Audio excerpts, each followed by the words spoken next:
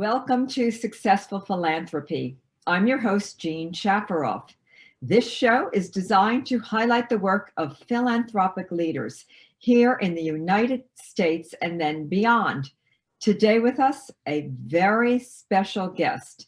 His name, Reverend Al Cockfield. And Reverend Al Cockfield is the founder of BLACC, spelled B-L-A-C-C. And BLACC is a 501c3 designed to give Black leaders and leaders of color an opportunity to run and operate charter schools. Let's all welcome Reverend Al Cockfield. And Reverend, it is a great honor to have you on our show today. And I want to start with a little bit about why you started BLACC. I started BLACC, co-founded BLACC, simply to give people of color an opportunity to be founders and also operate schools of color that educate children of color. You know, it took me over 10 years to get approved for a charter school, simply because we have a lack of resources in our community to be able to go through the long, tedious process to open up a public charter school. So when I finally got approved, colleagues of mine that have operated schools for maybe 20 years and 10 years understood the magnitude of it for us coming together and starting an organization such as BLACC. Yes, and we all know that in places like New York City and many other locations, the educational opportunities are not equal, meaning we have the public schools, which give one type of education, and then we have private schools and charter schools, which give, well, generally speaking, a much higher education. And I'm assuming that you started this organization so that you could help to equalize opportunities for children of all backgrounds living in New York City. Am I correct on that? Correct. New York City and across the state. You know, unfortunately, we operate and found less than 10% of charter schools in the state of New York. Predominantly is operated and run over 90% by Caucasian and to be able to open up schools. And we're not knocking that. We think it's a great thing that folks want to educate Black and brown children across the state, but we're just saying we need the opportunity. It's not that we haven't put applications in. We've put a lot of applications in. It's just that we don't get approved in the same magnitude of our counterparts. Yes, and so your charity is now going to ensure that people of color have the opportunity to be co-founders, founders, and then operators of charter schools. And I think that's a great thing. Now, you mentioned to me before this interview that you had some big philanthropic dollars coming your way from some very important groups in the United States. Could you elaborate a little bit about that? Because when my audience hears about that, well, then they know that you're receiving a lot of national attention and national philanthropic dollars. So it's very interesting, ironic, Jean. A gentleman of African descent asked us to come together for a breakfast at the Harvard Club to talk to us about opportunities we thought was to get philanthropy dollars. What that did was actually bring us together. And from that, Walton Family Foundation was willing to give us over $100,000 to just put a strategic plan together to be able to start this organization called BLACC and be able to help us raise our profile on the national, local and national, to be able to attract more philanthropy dollars. After that, we've moved on now, and Bloomberg Philanthropy was very intrigued about our concept and what we've put together so far, and they've committed over $4 million over 3 years to help us build capacity alongside of what Walton has already committed, about $700,000 to $800,000 over 2 years. So it's phenomenal, the support that we've gotten from the Bloomberg Philanthropy. I mean, he's done a great job, former Mayor Bloomberg, also in this particular summer, to give dollars to all charter schools in New York City that operate K-8 for a program called Summer Boost, which we've been honored to be able to receive funds at my school, Lamont Academy, school I founded and operating for 3 years now. So you've received money from the family that owns Walmarts, Correct. which everyone knows who they are, and then from Bloomberg Philanthropies. And of course, all of us know of Mayor Bloomberg, and I happen to know of his family. And Georgina Bloomberg wrote the introduction to my book called Successful Philanthropy, How to Make a Life by What You Give. And Bloomberg family and Bloomberg Philanthropies, well, they do great work. And so does the Walton family. And to see that they've noticed your new 501c3 called Black BLACC, and that they are donating, well, that puts you on the map as a group that really deserves to be recognized, and a group that is doing great things. And I want to thank you for that. And I want to congratulate you also, because dollars like that are tough to get. And obviously, these major philanthropists see the work you are doing or planning to do, and they want to support you. Now, let's talk about philanthropic dollars and just exactly how difficult is it for an organization run and operated by people of color to receive philanthropic dollars? One would think it should be the same as other groups, but in our conversation before this interview, you told me otherwise, and I want you to talk a little bit about that, and then also give some statistics to back up that information. Yeah, I think Green Dot did a study. We receive less than 10% or less than 5% of philanthropy dollars across the country. Nonprofits that are run by people of color. We can go to another subset of charter schools, but just nonprofits on a whole. We have an extremely difficult time to raise money to serve the communities that we serve in the inner city. So that is a known fact. There have been talks about how do we turn that around, but it's extremely hard. And on top of it, a lot of the philanthropy dollars that do come to nonprofits or people led by people of color is always tied to programming and not operations. And so if we were able to get the dollars tied to operation, we'll be able to have a bigger opportunity of human capital. And why do I say that? I started a middle school charter school in Brooklyn called Lamont Academy Charter School. I started at 6th grade, which is unheard of. Most charter schools start at K and roll up. Why did I start at 6? Because we have a lack of great middle schools for children of color coming out of district schools who, to put it lightly, have betrayed our children. I have children coming into my school that are 4 or 5 or 6 years behind, which means I'm committed to what they call turnaround work, Gene. Turnaround means that I'm coming in to help these scholars who I know are not at grade level and help move them. And what does that mean? That means that you have to have the human capital to give the children the attention that they need to drill down to help to move them. That is extremely costly, but it's eternally needed for our children out in the city if we want to make sure our future workforce has great talent. Yes, and now something else we discussed, and that was education in general. Many people think, well, I can go to college and come out and not get a job. Why should I go to college? How do you feel about that type of thinking? Listen, I think there are children that may not go to college, right? There's opportunities for those who will not go to college, but they need the essentials. They have to be able to read. They can be entrepreneurs. They have to be plumbers and have a master plumbing license and certified plumber and be able to go into the streets and get huge contracts from the city or state. But they have to be able to know how to count, how they will know if they're getting the right amount of money. You got to know how to have expenses, have income, know how to budget, balance a budget. So there's some simple essentials they're going to need, even if they don't go to college. And so even if they want to be a regular secretary, you have to be able to have the tools, literature, ELA, be able to read and write to be able to be productive in our society and be able to contribute. And a lot of that education can be received or can be given through a high school education. And then for a lot of young people who may not want to go off to college, well, they can go to a trade school and learn to become, as you said, a plumber, electrician, a beautician. find a job and be something so that you can go out and support yourself.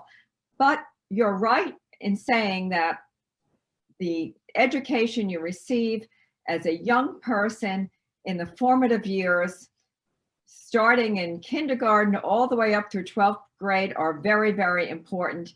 And that's where charter schools and good high schools and other types of schools really come into play. Now, Reverend, you are doing something I think that is very, very important, and that is that you want to help equalize education in New York City and its surroundings. And then I'm sure you're probably going to want to take this model and expand it to be nationwide if given that opportunity. What do you think of that idea? Oh, I would love that idea. There are a lot of mayors around the country that I'm actually extremely close with, and they're asking me to bring Lamont to different cities around Cleveland, Atlanta, Alabama. We're talking about Montgomery and Birmingham, areas that children of color have lacked a great education. And they've come to see our school, come to see the work that we're doing here in the inner city, and want us to replicate it over time. So it's extremely important when we think about this global market that we're in Europe and Asia, they're competing on a high level. And we in America need to have the same skills to be able to compete globally. And so it's extremely important that we have education for our scholars. Listen, I'm also involved in early childhood. I have early childhood, which means we have started in New York City to have a real programming for 3-year-olds and 4-year-olds to be able to get them ready for kindergarten. So if you give them earlier start, they'll be more ready for middle school and then high school and then so on. And I like that because I think education is key. And as you said, not everybody has to go off to college. There are other opportunities. Someone can go to a trade school, then become a plumber, an electrician, a beautician. There are a multitude of different things that someone can do, but the very basics of education, learning how to balance a checkbook, learning a little bit about running a business. Well, all of these types of skills are very important, and a good education during the first 12 years is very, very important. And charter schools do a good job, and a lot of public schools do a good job, but not all. So we need the charter schools in New York and across the United States. Now, the model you've put together, BLACK, B-L-A-C-C, is really, I think, a very important one.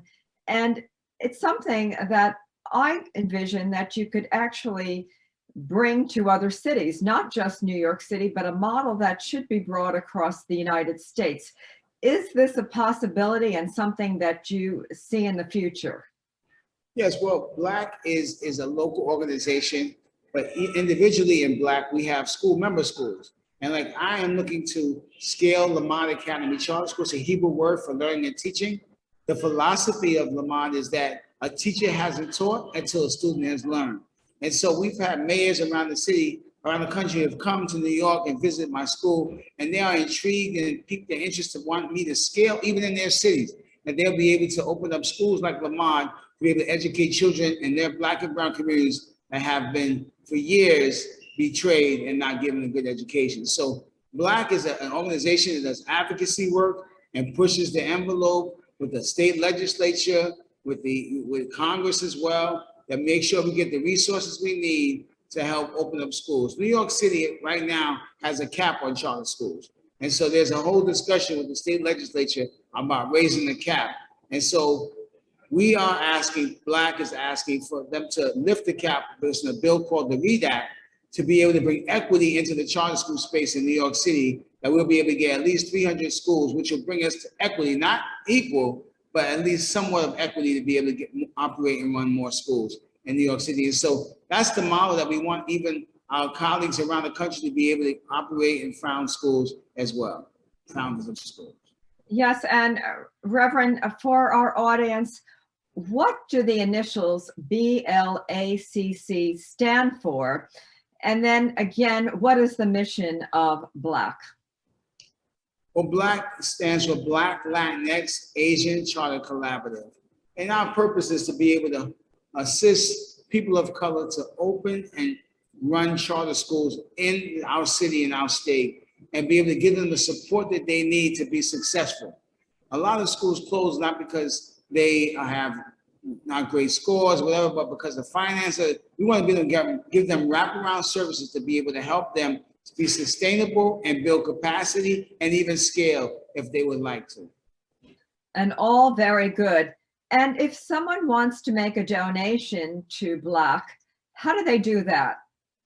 They can go to our website, blacc.org, blackschools.org, and they can donate there, and we will gladly accept all donations. And also Lamont Academy Charter School.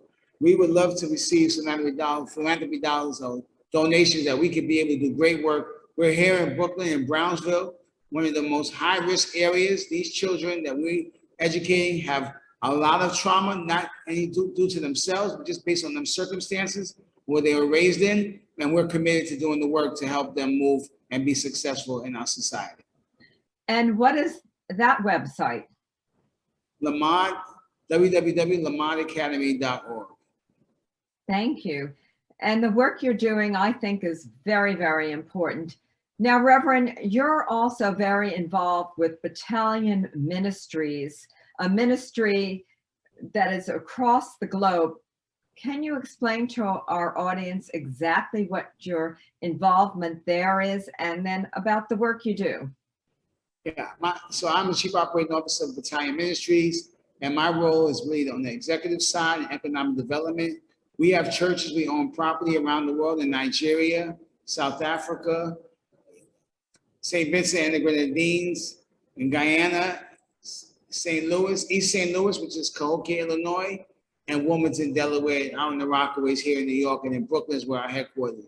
And we have church as well, but we have a lot of stuff to help the church become self-reliant and bring opportunities for families in those communities to bring upliftment to that community, whether it's through vocational training, education for children and adults, and be able to train adults how to be able to balance their checkbooks and the simple things that you would think we take for granted. In other cities in the United States, they have a very bad problem with credit and financing and balancing budget. So we want to uplift those communities. And so we go in there not just to preach to them, but also to be able to love on them and to be able to give them a bright future. So Battalion Ministries is very involved also in education, correct? Which I think is so important. And I love the work you do, Reverend Cockfield. Thank you so I think much. it's really, really great. And we have just a few minutes left, and I wanted you to leave our audience with a few words that are especially meaningful to you as a minister, and then you as a man very involved in equalizing education. Yeah, so, one of the stories in the Bible that's very intriguing to me is Nehemiah. He went back to rebuild the wall, and it just speaks to, even when you do well, the work that you do, Gene, is to always help organizations and people be able to do well for themselves. So there's the whole philosophy of you give somebody a fish and you have to keep giving to them. But if you teach them to fish, now they can continue to get fish on their own. And so we want to be able to be a blessing to people, and not just rebuild cities, but to be able to bring structure, education, and opportunities. Listen, the mayor of New York City had dyslexia. He went through the school system and people laughing at him, and he was, D for dumb instead of D for student, because he had dyslexia. And nobody was able to identify that he needed resources. And we don't want that to happen in 2022. We want children, boys and girls, to have an opportunity to get a fair education based upon what they need. Now, every child can learn if you put them in an environment that's conducive to learning on their learning style. And so it's extremely important that around the world that we pay attention, because, it's easy to sit around and complain and talk about the problem, but how about being a problem solver? Come up with solutions to help our communities do much better. So I thank you, Gene, for lifting the voice today on people of color who have extremely difficulties raising philanthropy dollars to do the work that they're committed to and they have a heart and passion for. Well, thank you very much, Reverend Cockfield. You've been a wonderful, wonderful guest.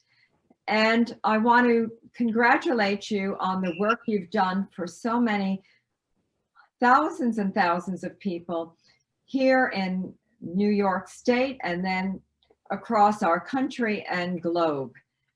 Thank you. And all I want to say is continue the good work. And I have a feeling you'll become even more and more successful at helping others who are in need. This concludes Successful Philanthropy. Our guest today, Reverend Al Cockfield. He is the co-founder of BLACC, that's BLACC, an organization that enables and empowers people of color to run and operate charter schools.